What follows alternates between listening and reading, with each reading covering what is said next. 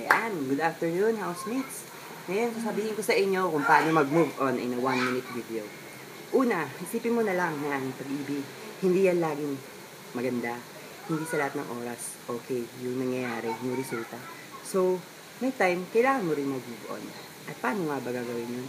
Una, pag move on ay choice. Kung gusto mo talaga na makamove on ka, and if you want to be happy, kailangan mo piliin na maging masaya. Huwag kang ma-stuck dun sa sitwasyon mo yun. At pangalawa, kailangan mo rin na tanggapin yung katotohanan na hindi sa lahat ng oras yung mahal mo ay nandyan para sa'yo. Kailangan mo rin mag-move on. Parang traffic sa EDSA, hindi laging nakastuck yan. Gaya ng mga sinampay na yan. Hindi lagi nandyan yan. Kailangan ilipat din yan. Kasi walang forever. So, good afternoon.